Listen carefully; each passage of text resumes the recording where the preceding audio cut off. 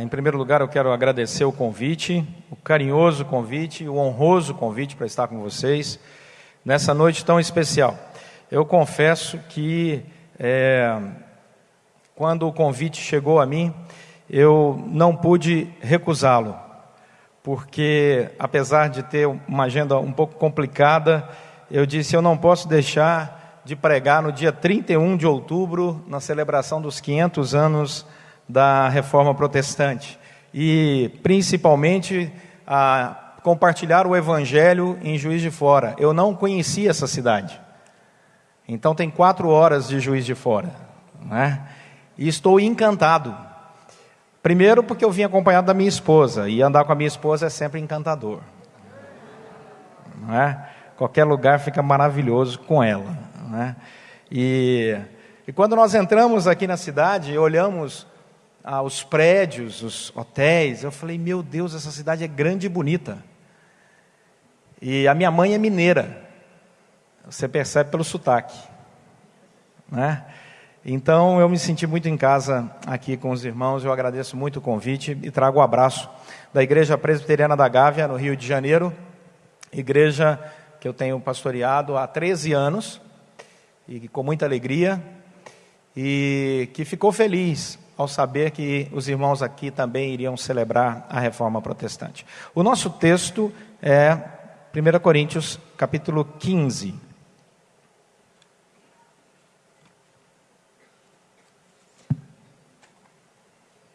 E eu peço que você deixe a sua Bíblia aberta. Obrigado ao Conselho de Pastores, irmãos amados, em especial ao Rafael, o pastor Rafael da Igreja Presbiteriana Cidade Alta, que me recebeu muito bem, a minha e minha esposa, um amigo já de caminhada de algum tempo, o pastor Edu Farias também, era a minha referência de Juiz de Fora, né? Agora a minha referência ampliou um pouco, mas já era boa, graças a Deus, né, gente?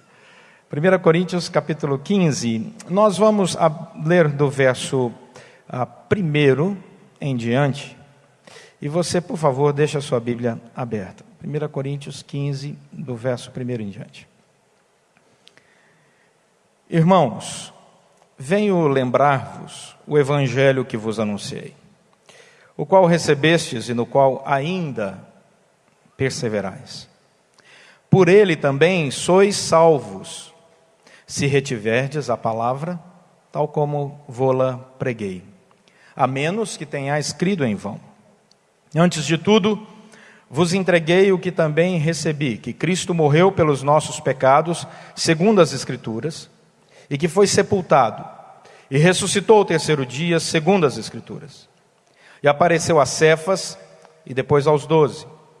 Depois foi visto por mais de 500 irmãos de uma só vez, das quais a maioria sobrevive até agora, porém alguns já dormem. Depois foi visto por Tiago, mais tarde por todos os apóstolos, e afinal, depois de todos, foi visto também por mim, como por um nascido fora de tempo, porque eu sou o menor dos apóstolos, que mesmo não sou digno de ser chamado apóstolo, pois persegui a igreja de Deus, mas pela graça de Deus sou o que sou, e a sua graça que me foi concedida não se tornou vã, antes trabalhei muito mais do que todos eles, todavia não eu, mas a graça de Deus comigo. Portanto, seja eu ou sejam eles, assim pregamos e assim crestes. Ora, se é corrente pregar-se que Cristo ressuscitou dentre os mortos, como pois afirmam alguns dentre vós que não há ressurreição de mortos? E se não há ressurreição de mortos, então Cristo não ressuscitou. E se Cristo não ressuscitou, é vã a nossa pregação e vã a vossa fé. E somos tidos por falsas testemunhas de Deus, porque temos asseverado contra Deus que Ele ressuscitou a Cristo, ao qual Ele não ressuscitou, se é certo que os mortos não ressuscitam. Porque se os mortos não ressuscitam, também Cristo não ressuscitou. E se Cristo não ressuscitou, é vã a vossa fé, e ainda permaneceis nos vossos pecados, e ainda mais, os que dormiram em Cristo pereceram. Se a nossa esperança em Cristo se limita apenas a esta vida, somos os mais infelizes de todos os homens. Só até aí, meus irmãos. Alguns anos atrás, viajamos, eu e minha família, uma viagem longa, noite inteira viajando de avião. E quem viaja de avião aqui a noite inteira, numa classe econômica, sabe o que eu estou dizendo. Você chega com o queixo perto do joelho. Ainda mais com 2 crianças pequenas. Mas era uma viagem de férias e, graças a Deus, chegamos no lugar. Só que chegamos já às 5h30 da madrugada, nesse novo país. E descemos lá, correndo no aeroporto, e chovia, uma chuva fria. E nós fomos pegar um carro alugado. E tinham vários carros assim no estacionamento, e eles falaram assim, escolhe qualquer um. E aquela chuva, frio, 2 crianças correndo, 827 malas. E corremos, e o primeiro carro que eu vi, eu abri, falei, entra, e todo mundo entrou nesse carro. E eu entrei, liguei o GPS e saí. Dirigi aí por umas 3 horas ainda, até chegarmos numa cidade, estava clareando o dia já, e essa cidade tinha lá um café da manhã, e eu parei, e quando eu desci, que eu abri a porta de trás para as crianças descerem, que eu olhei a lateral do carro, ela estava toda amassada. Toda amassada. E eu disse, meu Deus, como é que eu vou devolver esse carro na locadora, dizendo que não fui eu que bati esse carro, que quando eu peguei esse carro já estava amassado, que eu peguei ele à noite, que ele estava chovendo, aí tirei foto, filmei, fiz o que qualquer brasileiro faz. Busquei todas as provas para me defender, porque era muito caro consertar aquele carro, ainda mais numa moeda um pouco diferente da nossa, um pouco mais valorizada que a nossa, e eu com um orçamento de pastor presbiteriano, que os irmãos imaginam qual é. Eu vim de carro, não vim no meu avião, não. E bom, seguindo viagem. Então depois de tantos dias ali, era tempo de voltar. Lá vou eu devolver o carro para a locadora. Cheguei com filmagem, foto, testemunha, registro em cartório. Você imaginar, né? Para me defender. O rapaz recebeu da locadora o carro e ele falou, tudo bem com o senhor? Eu falei, tudo bem, só tem um problema. Ele falou, pois não? Eu falei, vem aqui. E nós descendo todas as malas, todos os Mickeys. Chegamos lá e eu mostrei para ele, falei, olha isso. Ele olhou, eu disse, não fui eu. Eu peguei o carro, ele estava assim. Ele disse, a sua palavra basta. Boa viagem. Eu olhei para ele, falei, será que esse menino é crente e reconheceu que eu sou pastor? Aí eu falei, será que eu entendi direito? E eu perguntei novamente. Eu disse, você entendeu? E ele disse, sim, senhor. A sua palavra basta. Somente a sua palavra. Somente a sua palavra. O que estamos celebrando hoje à noite não é apenas fé, Cristo, a graça, a glória a Deus, a Escritura. Estamos celebrando somente. Estamos celebrando a alegria do somente. Nós não precisamos inventar maneiras de nos aproximarmos de Deus. Nós precisamos apenas falar. Ele nos ouve. Nós não precisamos de intermediários. Nós não precisamos fazer grandes peregrinações. Nós não precisamos investir dinheiro numa indulgência. Nós não precisamos comprar o nosso perdão. Nós não precisamos dar 7 voltas em Jerusalém. É somente a fé.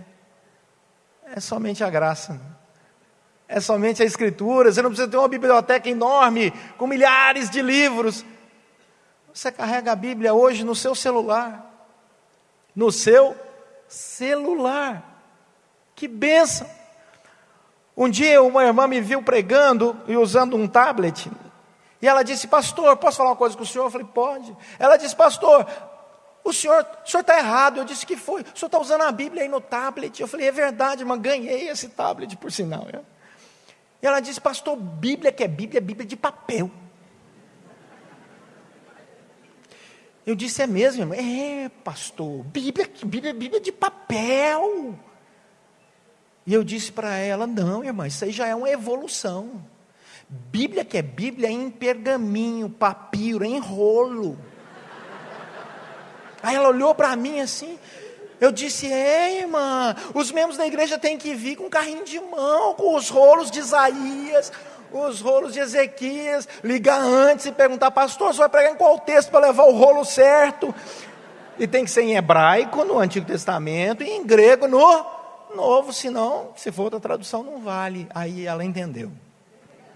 E esses dias eu peguei ela na igreja com o celular lendo a Bíblia. E eu fiquei muito feliz com isso. A nossa fé, meus irmãos, é simples. Não permita que essa grande herança da reforma se perca. Nós somos a sociedade da comunicação. Nós somos a sociedade que envia para você milhões de informações por milésimos de segundo. Nós somos a sociedade onde o jornal da televisão diz assim, morreram 50 no terremoto hoje no México. E o Flamengo joga amanhã com o Fluminense.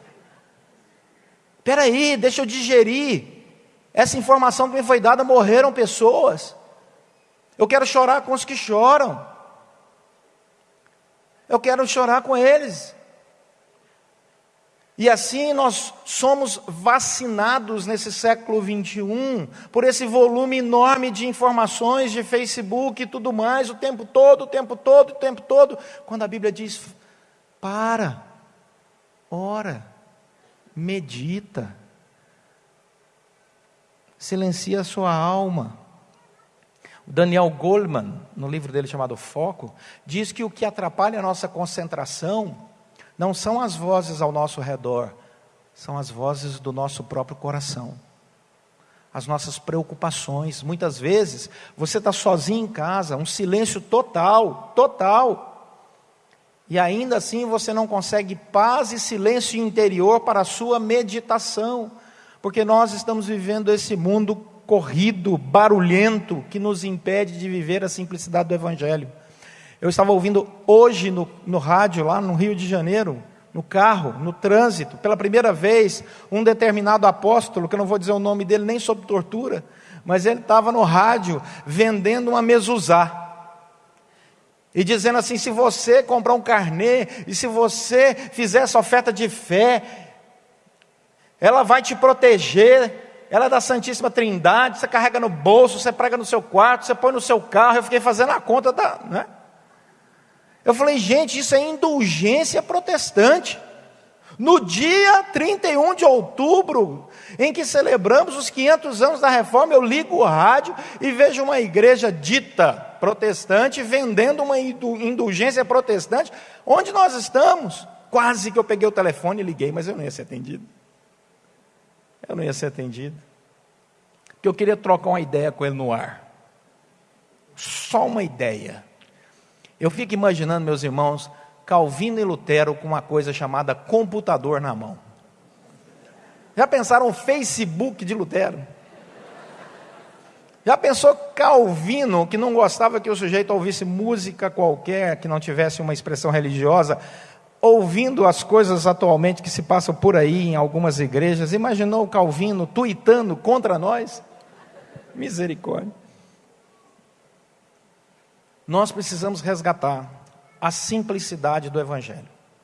Seja a sua palavra, sim, sim, não, não. O que passar disso é do maligno. Mais bem-aventurado é dar do que receber. Vós sois luz do mundo. Vocês são sal da terra. Não foi o que Jesus falou para nós? A nossa linguagem é simples. Muitas vezes vemos pessoas discorrendo um arcabouço filosófico para falar da fé. A fé é simples, nós não precisamos de nada mais do que falar com Deus. Fala com Deus.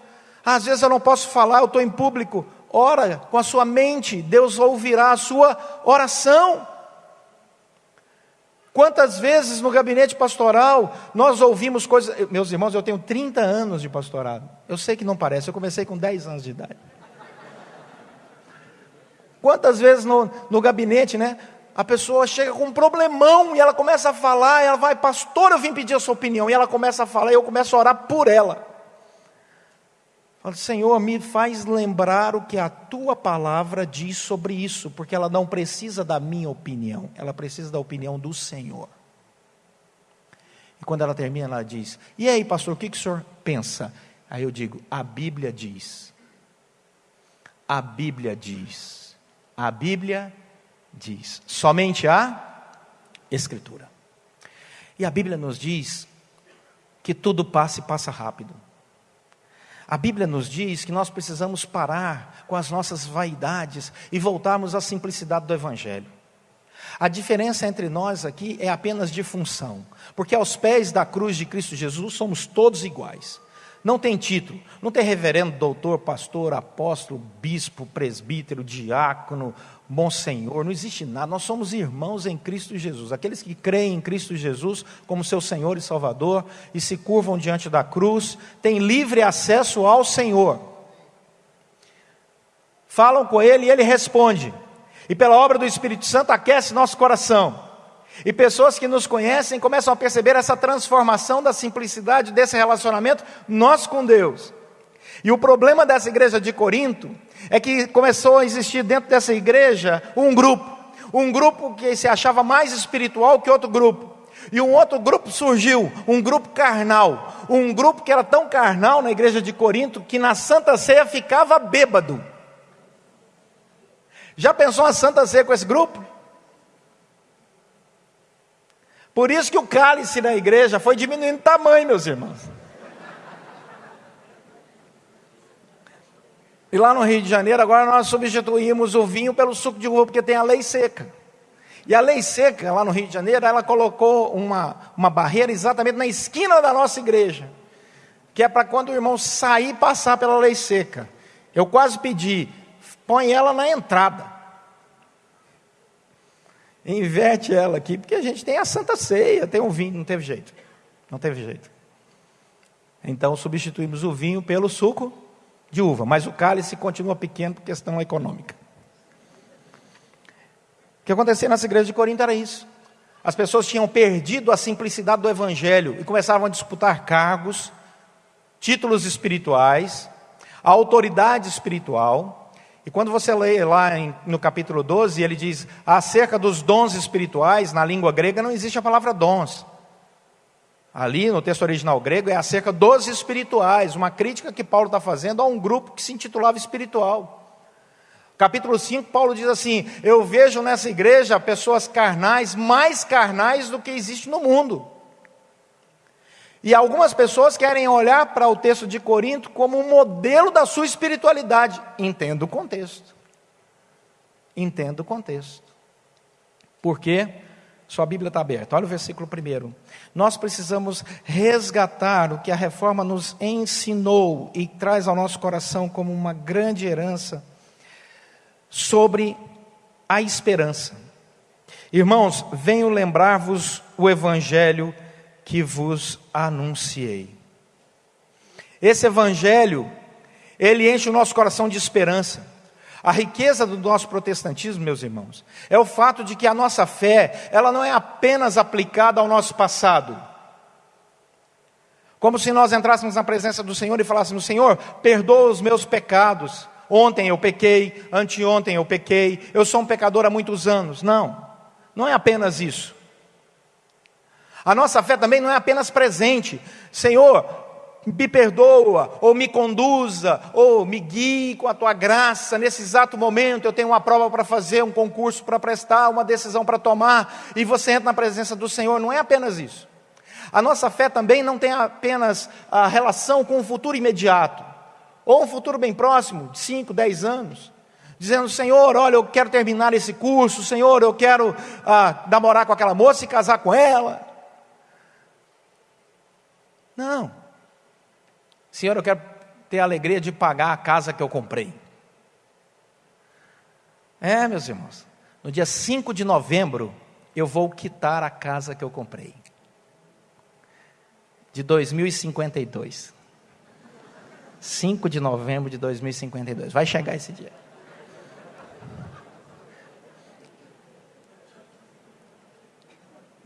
Não é apenas essa oração para esse futuro, não.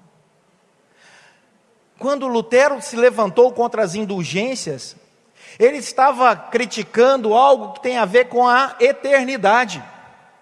Ele estava dizendo que as pessoas estavam comprando o perdão para entrar no céu, na eternidade. Paulo vai dizer aqui em 1 Coríntios, não, a nossa esperança vai além do tempo que se chama hoje. Olha o que diz o verso 19, se a nossa esperança em Cristo se limita apenas a essa vida, somos os mais infelizes de todos os homens. Vamos ler juntos, enquanto os irmãos leem, eu bebo água, vamos lá? Se a nossa esperança em Cristo se limita apenas a essa vida, somos os mais infelizes de todos os homens. Obrigado pelo carinho de vocês. Santa água, né? Meus irmãos, somos os mais infelizes de todos os homens. Agora, quando nós olhamos esse discurso protestante que existe por aí, em vários lugares, em vários países, percebemos com muita tristeza no coração que a reforma precisa ser resgatada, porque as pessoas estão querendo o céu na terra, estão querendo entrar na presença de Deus, rogar ao Senhor, ajoelhar e pedir, invocar, clamar, levantar as mãos aos céus, dizendo: Senhor, cura agora, Senhor, transforma agora, Senhor, me enriquece agora, Senhor, me dá sabedoria agora. Meus irmãos, não tem nada errado com essa oração, o problema é quando ela para aí. Não tem nada errado se você ora assim: Senhor, eu gostaria que o Senhor me curasse, gostaria que o Senhor abençoasse, gostaria que o Senhor me desse sabedoria. Senhor, eu até gostaria de ter um pouco mais de recurso financeiro, que eu quero investir mais ainda, Senhor, nessa minha vida cristã e quem sabe até em missões. Não tem nada errado, o Senhor conhece seu coração. Mas não pare os seus pedidos aí. Diga assim: Senhor, eu quero que o Senhor me dê condições de entrar nos céus com um cesto cheio de frutos que glorificaram teu nome. E ouvir do Senhor: servo bom e fiel. Fostes fiel no pouco, sobre o muito te colocarei. Meus irmãos, nós estamos caminhando para a eternidade. Não perca isto de vista. Foi esta a luta de Lutero. Ninguém pode vender para você a salvação. Ela vem pela graça e somente pela graça. Ela vem somente pela fé, e pela fé em Cristo Jesus. Ela vem narrada, confirmada na Escritura, e somente pela Escritura. Não existe tradição humana mais poderosa que a Escritura Sagrada. Não é a igreja que determina a autoridade sobre a Escritura, é a Escritura que normatiza a vida da igreja. Esses são os princípios da reforma protestante. Quando você estiver na presença do Senhor, você vai ter a alegria de entender aquilo que hoje você não entende, porque a Bíblia diz que certas coisas estão ainda encobertas, mas que um dia serão reveladas. E a fé protestante protesta a favor disso, protesta a favor da liberdade. A fé protestante protesta a favor do cristão que tem a liberdade de falar com Deus, no seu quarto, com a porta trancada, ou na igreja lotada, abraçado com o irmão, com a irmã, intercedendo, pedindo, rogando, e Deus ouve, apesar de sermos pecadores, porque Ele é gracioso, e Ele é poderoso para fazer infinitamente mais do que pedimos ou pensamos. E eu sei que apesar de todas as minhas dificuldades, todas as coisas cooperam para o bem daqueles que amam a Deus. Então, o versículo 1 vai dizer que quando nós pensamos nessa fé completa, que nos resgata no passado, capacita no presente, lança para o futuro imediato e abre as portas para a eternidade, nós cremos e proclamamos que o Evangelho de Cristo Jesus é o Evangelho de Jesus Cristo ressuscitado. A cruz está vazia, porque Cristo ressuscitou. A cruz está vazia, porque Cristo ressuscitou. Como diz Paulo, assim como Ele é, um dia nós seremos, na perspectiva do corpo glorificado. E aí eu dou algumas respostas para você sobre essa vida futura que o Senhor tem para nós por causa da ressurreição. O corpo de Cristo podia ser reconhecido. Jesus se alimentou depois da sua ressurreição. Jesus conversava, e Jesus dizia, pode tocar aqui. E os homens que tiveram essa experiência de ver o Cristo ressuscitado, deram as suas vidas, abriram mão do seu trabalho, da sua família, foram perseguidos, martirizados, mas não abriram mão da sua declaração de fé. Eu creio na ressurreição de Jesus Cristo, e Ele na ressurreição garantiu a minha ressurreição. E se tiver que morrer por isso, eu vou morrer. Mas eu não vou perder isso de vista. E vai ser fantástico, meus irmãos, o dia que a Nova Jerusalém for verdade, e nós cruzarmos lá nas ruas de ouro da Nova Jerusalém, e os irmãos vão dizer assim, olha o pastor Leonardo, olha ali, pastor, lembra lá em Juiz de Fora? E eu vou dizer, lembra que o senhor pregou sobre isso? Lembro, pastor, aquela noite eu nem dormi. Eu falei, é mesmo? É, pastor, pensando naquela pessoa difícil que é crente, que eu ia ter que encarar a eternidade inteira aqui do meu lado. Mas Deus curou meu coração, e hoje nós estamos juntos. Oh, pastor, olha aqui, porque lá não haverá dor, guerras, dissensões, facções, invejas, enfermidades. Vai ser bonito demais. E essa é a fé reformada. Foi por isso que Lutero e Calvino trabalharam. E é interessante porque essa fé traz alegria quando ela, olha o que diz o versículo 1, é anunciada, é recebida, mas também é o quê? Perseverada. A perseverança dos santos, que é o quinto ponto do calvinismo, ela vem da graça de Deus, que nos sustenta, mas ela também trabalha nos nossos corações, para que nós possamos, a partir da perseverança, vencer as dificuldades da nossa vida. Meus irmãos, já passei por momentos muito difíceis na minha vida. Eu me lembro uma vez que eu tinha que pregar num domingo, e meu filho estava com 1 ano de idade, ir para a CTI ou não ir para a CTI, ir para a CTI ou não ir para a CTI, no domingo à tarde. E eu tinha que dirigir 140 quilômetros para pregar numa igreja. E eu fui. Até agradeço um irmão que foi dirigindo o carro, porque ele sabia que eu estava completamente preocupado. Mas eu tinha que pregar, e eu fui pregar. E eu fui discutindo com Deus. Eu fui falando, Senhor, eu vou lá pregar. Eu quero dizer uma coisa para o Senhor. Eu vou pregar, mas eu não estou concordando muito com o Senhor hoje não. Porque eu sou pai e o Senhor é pai. E pai que é pai cuida dos filhos. Meu filho está lá, vai para a CTI ou não vai? Olha lá, hein, Senhor. E Deus acalmava o meu coração. E é fantástico você ter essa liberdade de falar com Deus. Sabe qual é a oração que é respondida, meu irmão? Aquela que não é hipócrita. É aquela oração que você entra na presença de Deus e diz assim, Senhor, eu quero dizer uma coisa para o Senhor. O Senhor é Deus soberano, mas eu estou discordando. Só entre nós dois aqui. E Deus começa a falar ao nosso coração.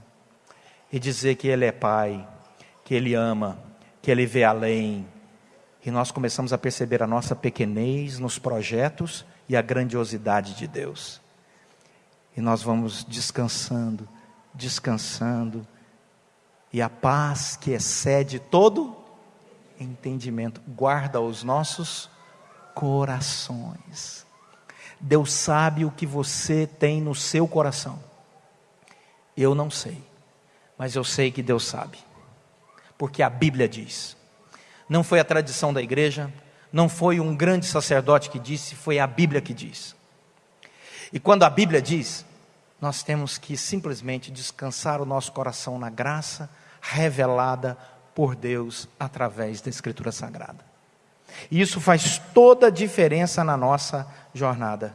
Portanto, quando nós olhamos esse texto lindíssimo de Paulo, escrevendo aqui aos Coríntios, ele diz, lembrar do Evangelho que eu anunciei, para que vocês perseverem.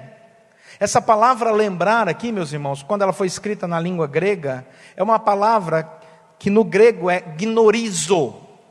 Essa palavra gnorizo no grego vem da raiz gnose. Gnose é conhecimento. Gnose no grego é conhecimento. Ele diz assim, lembrai-vos, gnorizo. Mas espera aí, a raiz é conhecimento.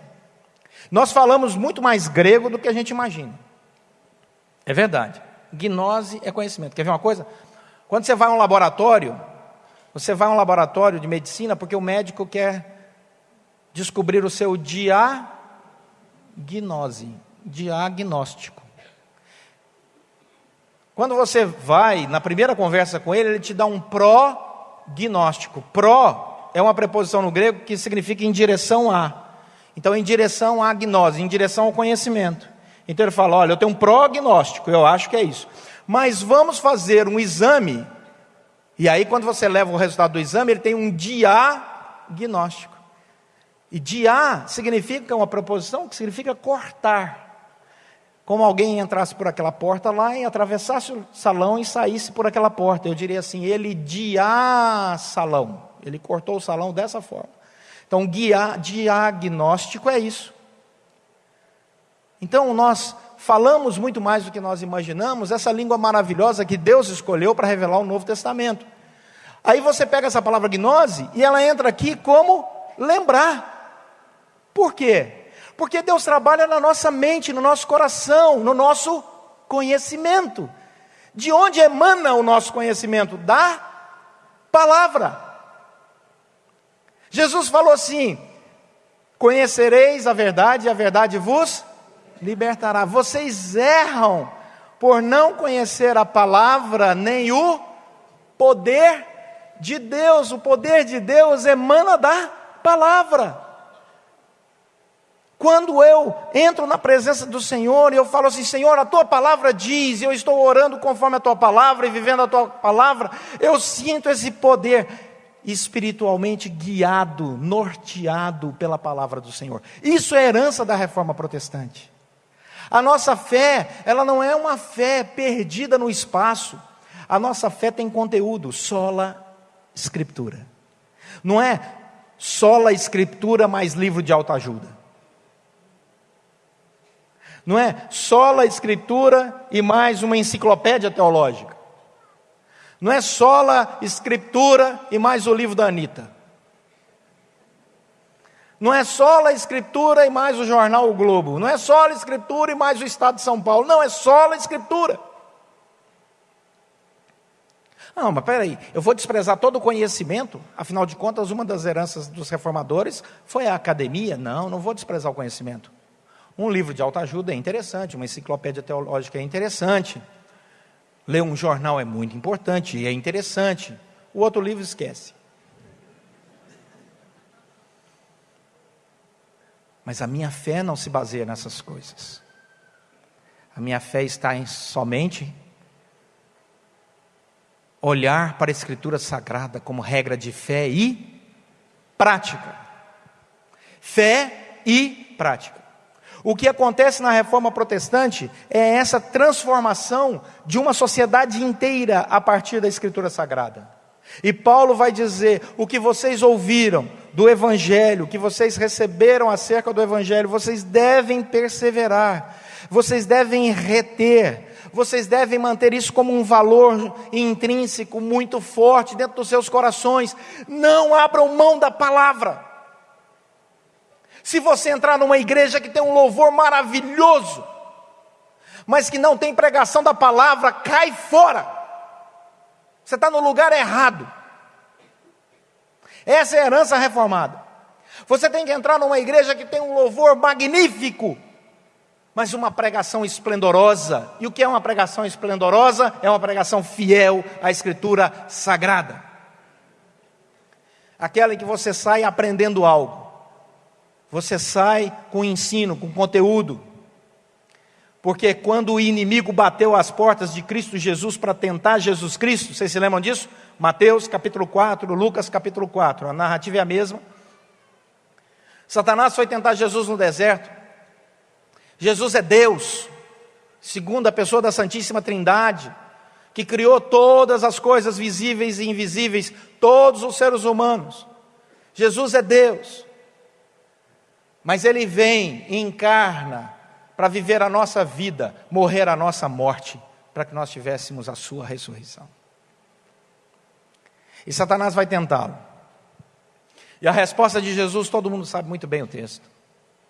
foi sempre a mesma: está escrito.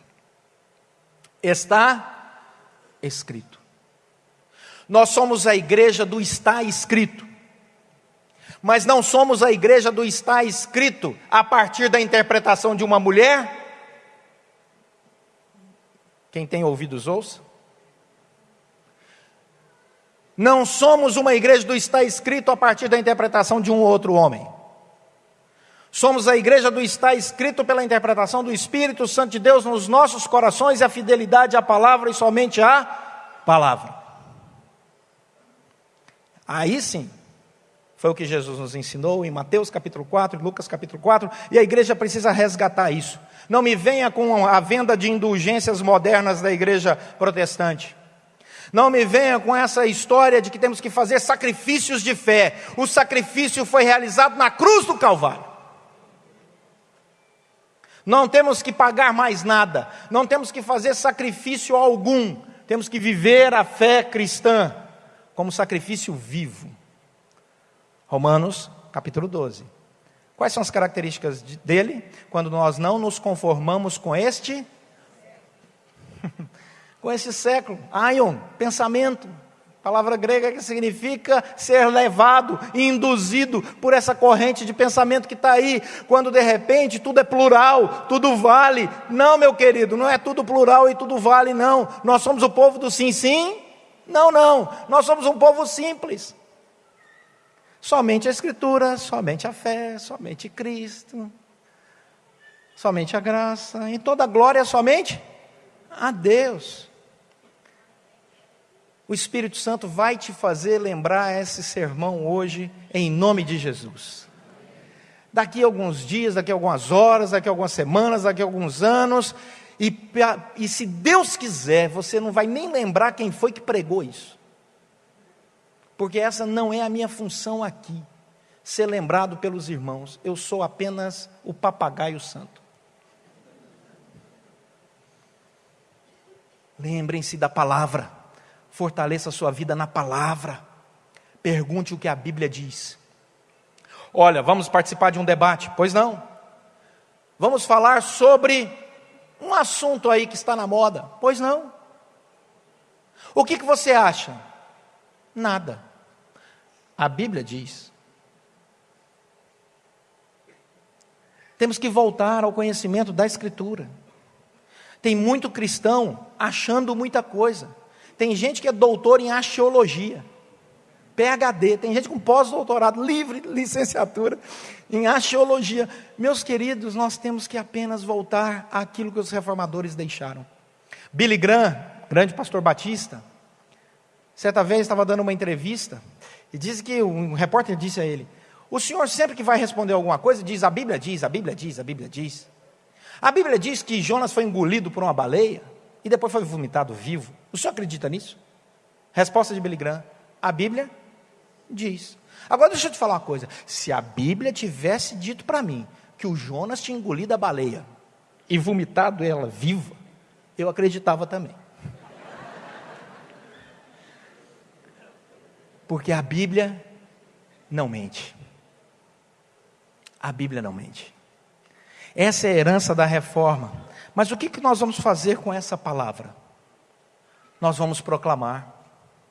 Foi isso que Paulo ensinou aqui para esses irmãos de Corinto. Proclamem. Se tem alguém que confronta a Escritura e não acredita na ressurreição, confronte. Diga: se eu não acredito na ressurreição, então você está dizendo que Deus é mentiroso? Foi o que Paulo disse aqui. É isso que você está dizendo? Tem certeza disso? Você de fato está dizendo que Deus é mentiroso? Porque a Bíblia diz que Cristo ressuscitou dentre os mortos. Mas Paulo não para por aí. Ele diz: eu vi, os discípulos viram, mais de 500 pessoas viram. Nossa fé é testemunhal, visível. Quando João escreveu a primeira carta de João, lá no capítulo 1, ele diz: os nossos olhos, ele disse assim, os nossos olhos contemplaram o verbo da vida. A palavra contemplar ali na língua grega é uma palavra usada para quem pegava um diamante e colocava contra a luz, e quando ele olhava o estado de pureza daquele diamante, ele falava assim: eu estou contemplando. Ele usava essa palavra no grego, algo que é valioso e puro. João diz: nós olhávamos para Jesus Cristo, e contemplávamos algo valioso e puro. Meus irmãos, a sociedade foi transformada, impactada pela reforma protestante. Existem teses e mais teses na área da sociologia, da economia, da política, mostrando que a reforma protestante na Europa transformou a Europa. Trouxe riqueza, trouxe prosperidade, trouxe equilíbrio social. Em 1536, quando Calvino chegou em Genebra, só para você ter uma ideia, sabe como Genebra era conhecida na Europa? O esgoto da Europa. Ninguém queria morar em Genebra, na Suíça. Olha que loucura. Eu sei que você também hoje não deseja isso. Era o esgoto corria a céu aberto. Não era uma cidade grande em 1536, tinham só 12 mil habitantes. Mas o esgoto corria a céu aberto. Era conhecido como uma cidade com o maior número de bêbados de toda a Europa. As mães e os pais bebiam juntos e os filhos caíam das janelas, caíam dos alpendres e se feriam. Era a cidade que tinha maior número de crianças feridas, porque os pais viviam bebendo. E o evangelho chega naquele lugar e Calvino começa a pregar o evangelho. E por pregar o evangelho e o poder de Deus, as pessoas ouvindo Bíblia, não tinha nada além de pregação da Escritura Sagrada. Você pode pegar um livro de Calvino hoje, que está traduzido para o português, e ler. Ele expõe a Bíblia, a palavra, a palavra, a palavra, a palavra. A igreja foi crescendo, a cidade foi se transformando. Calvino fez o desenho da rede de esgoto de Genebra. A rede de esgoto do centro de Genebra, hoje, é a que foi desenhada por João Calvino. Isso é que é pastor. Ele mudou o sistema educacional. Ele transformou aquela cidade. E as pessoas começaram a desejar morar em Genebra. Eu vou dar a você 12 coisas que aconteceram em Genebra pela transformação da pregação do Evangelho na Catedral de Saint-Pierre, quando Calvino era o pastor. Olha o que ele fez: assistência social aos necessitados, sem discriminação de nacionalidade. Ajuda e cuidado com a saúde popular através de um programa de visita médica domiciliar. Isso foi criado por Calvino. Ajuda e capacitação profissional, combate ao desemprego como oferta de trabalho do governo, ênfase no amparo aos pobres, idosos e desamparados, luta contra a insolência do luxo em relação aos pobres. Exemplo de simplicidade por parte dos reformadores e dos líderes públicos. Limitação dos juros nos empréstimos, forte combate à especulação, ataque frontal à escravidão, combate à bebedice, à proliferação das tavernas e um grande esforço na educação a ponto de criar a Academia de Genebra, que vinha do ensino fundamental até a Faculdade de Medicina. Tudo isso criado por um reformador na cidade de Genebra. E até hoje a cidade de Genebra colhe os frutos da reforma protestante na sua perspectiva social, por causa da pregação do Evangelho. O Brasil tem quase 30% de evangélicos, ditos evangélicos, e não mudou uma linha sequer. Nada. Não houve impacto. Por que será? Minha resposta é simples: porque nós estamos longe dos princípios da reforma, que são claramente estabelecidos na Escritura Sagrada. Sola gratia, sola Escritura, sola fide, solus Christus, solo Deo gloria, e aí por diante. Porque existem os outros princípios, não é? A tulipe de Calvino, e aí vai.